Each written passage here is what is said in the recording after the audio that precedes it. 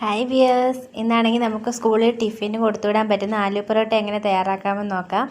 അതിനാവശ്യമായിട്ട് നമുക്ക് ആദ്യം കിഴങ്ങിനെ എടുത്ത് പുഴുങ്ങി വെക്കണം, ഉടച്ച് വെക്കണം.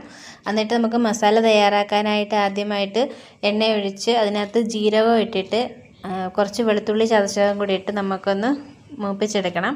എന്നിട്ട് നമുക്ക് എടുത്ത് വെച്ചിരിക്കുന്ന സവാളയും തക്കാളിയും എല്ലാം കൂടി ഇട്ടൊന്നുകൂടെ വഴറ്റിയെടുക്കണം. വഴറ്റിയെടുത്തിട്ട് കുറച്ച് മസാലയ്ക്കായിട്ട് മഞ്ഞൾപ്പൊടി, മുളക് പൊടി, മല്ലിപ്പൊടിയാണ് ഞാനിവിടെ ആഡ് ചെയ്യുന്നത്. പിന്നെ നമുക്ക് പുഴുങ്ങി ഉടച്ച് വെച്ചിരിക്കുന്ന കിഴങ്ങും കൂടി ഇട്ട് നല്ലോണം ഇളക്കിയെടുക്കാം. അതിൻ്റെ കൂട്ടത്തിൽ കുറച്ച് മല്ലിയിലയും കൂടി ഇട്ടാൽ ടേസ്റ്റ് കൂടും.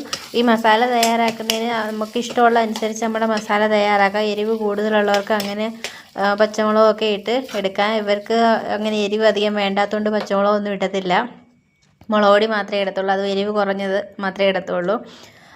പിന്നെ നമ്മൾ ചപ്പാത്തിക്ക് ആവശ്യമായിട്ട് ബോളാക്കി വെച്ചിരിക്കുന്നതിനെ ജസ്റ്റ് ഒന്ന് പരത്തി എടുത്തിട്ട് ഒരു സ്പൂണ് മസാല നമുക്ക് അതിനകത്ത് ഫില്ല് ചെയ്തിട്ട് വീണ്ടും നല്ലോണം പൊടിക്കകത്തിട്ടൊന്ന് ഇളക്കിയെടുത്ത് ബോള് ഒന്ന് മിക്സ് ചെയ്തെടുത്തിട്ട് നമുക്ക് പരത്തിയെടുക്കുമ്പോഴാണ് കുറച്ച് പാടുള്ളത്. ഇത് പൊട്ടിപ്പോകാനൊക്കെ സാധ്യതയുണ്ട്. അതനുസരിച്ച് മസാലയൊക്കെ കുറച്ച് വെച്ചാൽ മതി. കുറച്ചുകൂടെ വലിയ ബോൾ എടുത്താലും മതി. കുറച്ച് മസാല വെച്ചിട്ട് അങ്ങനെ, അന്നേരം നമുക്ക് പൊട്ടിപ്പോകാതൊക്കെ നല്ലോണം കിട്ടും. പിന്നെ നമുക്ക് ചൂട് തവയ്ക്കകത്തിട്ട് നെയ്യ് ഒഴിച്ച് നല്ലോണം ചുട്ടെടുക്കാം. നല്ല ടേസ്റ്റ് ആയിട്ടുള്ള ആലു പൊറോട്ട ഇവിടെ റെഡി ആയിട്ടുണ്ട്.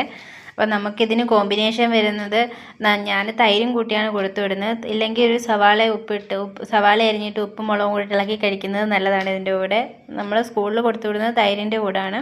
പിന്നെ അതിന് കൂടെ കുക്കുംബറാണ് കൊടുത്തു വിട്ടത്. അപ്പോൾ ഇത് എത്രയേ ഉള്ളൂ. Thanks for watching.